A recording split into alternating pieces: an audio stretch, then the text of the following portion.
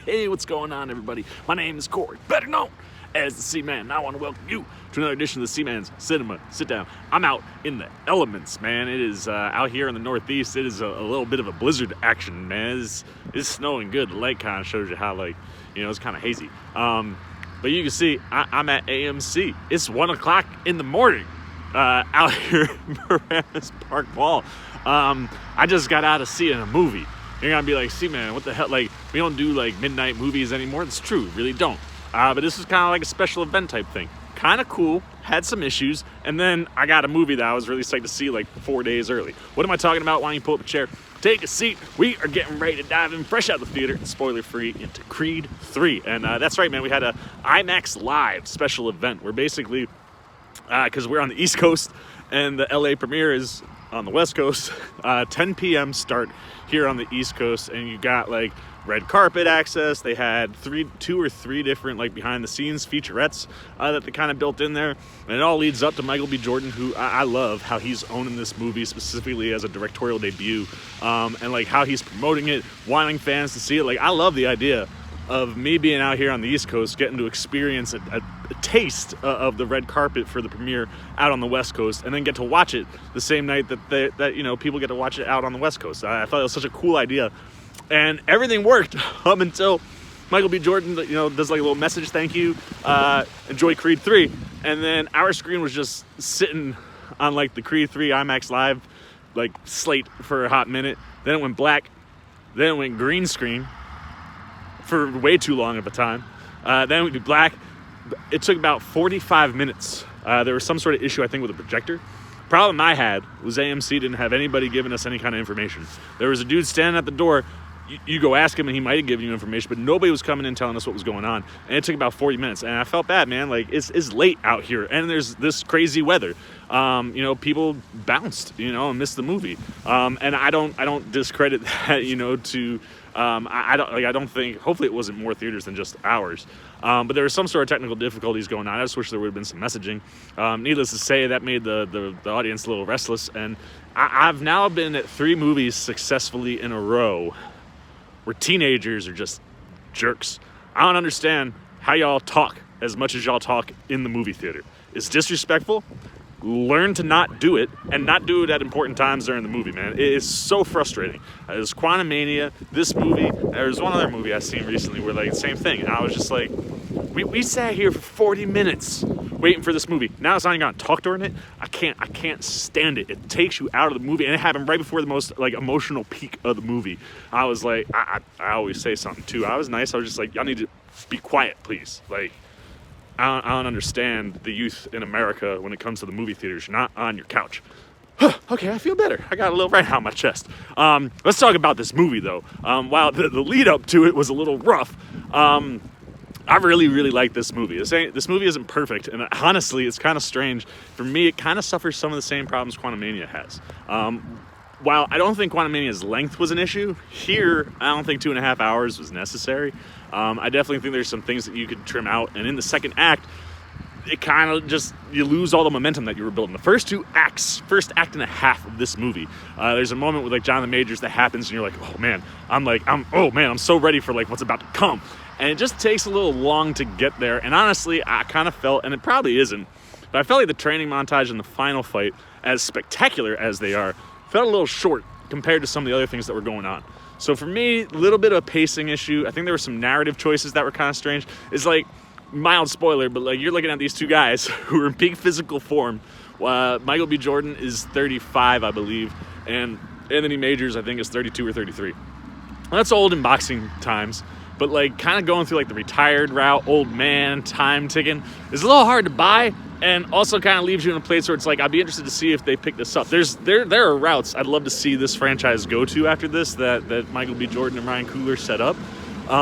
That would be fun to explore, but it kind of puts the Creed spot in a weird place. But ultimately, like I said, like you want that momentum, and the momentum is the momentum is building, and then there's actually a very similar kind of issue that I have with this movie that I have with Quantumania, where it's like there's something that we know. They kind of drag their feet on it, and then like you go back like 3-4 times, dragging feet, finally see the finish, and then Michael B. Jordan actually tells you the entire story separately. Like, just things like that. I'm like, this movie was so close. But I don't want to talk about the bad things. I don't even say bad, but just like the small issues in the movie where it's like you can see this thing being dynamite because it is really, really good. Ryan Coogler and his brother, another writing partner, are behind the script here again. And like I said, I think there's some narrative things that kind of make it a little clunky pacing-wise on the back end of the second act going into the finale. But overall, like, there is a lot of emotional weight. One of the things I love about this movie is it's a really good emotional drama. Like, you could take the boxing out of it, and there would have been a really good movie. And maybe that's another kind of slight issue, is like, I don't know if the balance is always there between the emotional weight of the movie, the story between these two guys, and the actual fight itself. Like, the balance on that, I think, was a little off. But what it sets up for the actors is spectacular. I loved how they build Jonathan Majors' Dame in this movie. It's funny, like, I seeing the trailers, seeing what was like coming. I'm a Rocky IV guy. That's my favorite Rocky movie. The Russian is, Drago, man. He's Drago. But a lot of times, depending on the day, Rocky III is my favorite sometimes, and people sleep on that movie. Mr. T is one of the best Rocky villains, like, of all time, man. He's a ferocious monster. He fights different. And what that movie does, I was like seeing things in the trailer. I was like, I hope this is like the spiritual successor to that Rocky movie. And it is. It operates in a little bit of a different way, but the choices that they make, specifically around Major's character, kind of gives you like a Rocky III vibe where I was like, yeah, man, this is what I want. And Major's performance is unbelievable, man. He is a dog, man. Like, he is a wild animal in the ring. I mean, mild spoiler, but like he barks when he throws punches, man. He is vicious, and you feel the fear and just like the what he brings, man. Like, whoo, he brings it. And the thing I love about Majors, his performance is different every freaking movie he's in, man. His accent, his LA, like Crenshaw, like my dude. And let me tell you, there are two young kids that play like the young versions of them. They sync up so well. Like, I don't know their names because it's fresh out the theater. I don't have them in front of me. But the two kids that play the younger versions of them, they sync so well up with the adult versions. And like I said, Major's performance was everything I was hoping it was going to be. And they really built him to be one of the best Creed villains. And it's that emotional, personal connection that these two guys share. And Michael B. Jordan, you know what you're getting from Michael B. Jordan in these movies. He's fantastic. Like I said, the old thing is kind of weird, but he plays it really well. And I love him in these movies. Tessa Thompson is phenomenal. The little girl who plays their daughter, Amara, she's deaf. Shout out to another kid in the deaf community getting a big shot to give some representation. And she's awesome. Like, if there's a future in Creed that's not Adonis, I want to see stuff with Amara. They do some cool things with her, and like every time she's on screen, you just kind of light up. Felicia Rashad, she's a ledge. She has some of the most emotionally powerful moments in this movie. Her and Michael B. Jordan are just tremendous on that side of the fence. And when it comes to Michael B. Jordan, I love what he's doing behind the camera, man. Like, they do really set up some cool things for Creed, like a cool way to open the movie that very much ties into the history. Like I said, some of these script things in these first two acts are so perfect, man. The way you bring Majors in and everything that Adonis is going through, and how Jordan is capturing that stuff behind the camera is so cool. And during the red carpet, he didn't find out till the movie was already shot. But this is the first sports movie ever shot completely in IMAX, or shot for IMAX screens like this. And it pays to be in IMAX for this movie, man. The punches hit, they reverberate. I mean, that's something that's always been in these. But like, you feel it. You see the sweat beads. You see, I'm not gonna lie, man. There's something that happens in this franchise that, like, when you join, you kind of get. There's part of me that wonders, like, maybe for some of these guys, they really captured this stuff on camera. Some of these hits, the way their bodies shake, the way they capture some of these close-ups, these slow-mos, there's a stretch where Jordan is like going, and how he's seeing the fight and how things slowed down was just so cool. And then while I wanted more in the finale fight, Jordan did one of the coolest things I've ever seen in a boxing movie. and it totally puts you in this perspective and moment of like what it can be for the fighters when you are zoned in, and it allows you to build on the emotional stuff that's going on in the movie, which really connects, and was why I wanted more of it. But it was so good, and it kind of addresses one of those things where it's like these movies are so ferocious for 12 rounds. It's like, yo, boxing don't look like that. And what Jordan does here kind of makes up for what that one of those small issues in these movies where it's like you just can't believe the way these guys just ferociously go at each other nonstop for 12 rounds. People don't box like that anymore. The choice he makes, I think, kind of addresses that and handles it really well and sets it up for a lot of fun. I want like 2 or 3 more full rounds, man, because the way it's shot is so cool. The score here is great. The soundtrack drops are fantastic. The way Jordan like blends, like I said, the different sound design and the IMAX experience type stuff with the music, everything just gets you going. And like even when you do lose some of that momentum in the third act, the build into that fight and then the fight itself just really get you stoked, where it's like, all right, I'm right back in it, man. People are cheering. It's a good time. This movie did everything I wanted it to do. It had a high bar for me if it was going to do some of the things I was hoping it was going to do. And then when it did them, and did them in ways I didn't see coming, and did them better than I thought they were going to be, I was like, yo, yes, man. Like this was, oh, man, there's some cool stuff, the things I wanted to feel, the things I wanted to see. You get all of it, man. And I was just a fan of everything that was going on.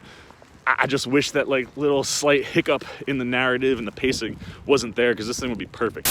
Oh, hey guys, 2 quick things for you. My phone, no joke, my timing on the parking lot review was good because my phone turned off right after I stopped because it was too cold. But as I was walking to my car, I was like, oh, I forgot 2 things. LA is kind of its own character in here, and how they represent LA and visually capture it behind the camera, and kind of utilize it as a character in the movie, I thought was really cool. And then the big kind of like elephant in the room is Rocky. He's not in this movie. There's no Stallone. It doesn't ever you don't ever feel it. There's like 1 or 2 moments in the movie where I'd be like, you know, it would have made sense if Rocky came in here. But with him not being in the movie, I don't think it takes away from it at all. So I want to make sure I gave you those 2 things. Now, back to the Seaman. So let's get the Seamaniac stuff. Like I said, small narrative stuff here and there where I was like, you know, you change a couple of these things around, maybe some stuff works better. But the emotional weight of the movie, the connection between these 2 guys, all that stuff is phenomenal. It really kind of gave, while it has a lot of Rocky and Creed vibes, like this really felt something different. You know, you could feel Michael B. Jordan behind the camera and what he brings to this in his directorial debut. I thought it was a stellar debut. Like I said, I like most of the script. I think a lot of the stuff in here works. It's just like the editing and the pacing, you trim some of that up and clean some of that up. This thing is damn near perfect for me. The performances outside of Jordan are great. I mean, Jonathan Majors, you were scared of this guy. He is a beast. The way he boxes is just like, I loved watching it, man. And it makes it believable for what his character is doing in this movie, because he can kind of catch you off guard. And the way that he boxes, you can kind of see things from like the beginning of the movie to how he boxes and what might kind of influence that.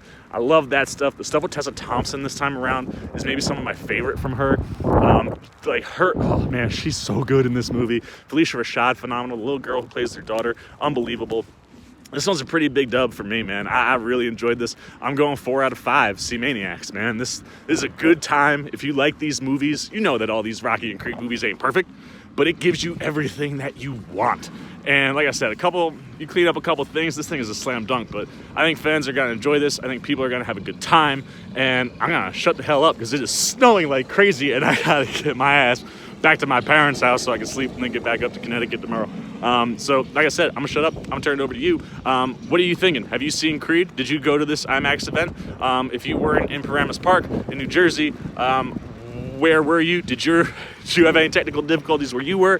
If you've seen it though, keep it spoiler free. What were you liking? What were you digging? What did you think of the acting, the characters, the build? Like I said, the story in this one is really, like, I was so connected to that sometimes. I was like, man, you know what? Like, I forgot we were in a boxing movie. So how did that stuff play for you? If you haven't seen the movie, how stoked are you? How stoked have I gotten you? Where are you going to see this? If you're going to see it, you're going to go to the theater. Let me know if you're going to IMAX. I highly recommend it that way. I think that's the way to see this movie. Let me know what you're thinking, man. How is Jordan behind the camera? Are you excited for that? If you haven't seen it, anything you got, good, bad, indifferent, on Creed 3, put it down below in the comment section. Look forward to talking to you down there. As always, if you enjoyed this video, please give me a thumbs up. And if you're new, you want to come hang out with the C-Man anytime we're talking movies, TV, trailer, reactions, you want to be here. We got a couple more episodes of The Last of Us, 2 weeks to go there.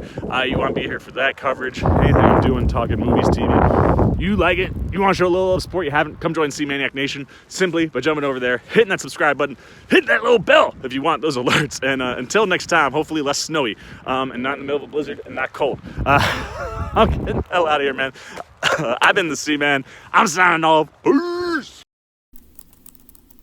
Oh, you guys are still here. You snuck up on me. You must be looking for more of this guy. Well, I got 2 video options for you, man. Right up here and right over here. And if you want all those C-Man goodies, well, hey, come join the squad right on over there, and I'll catch you on the next one.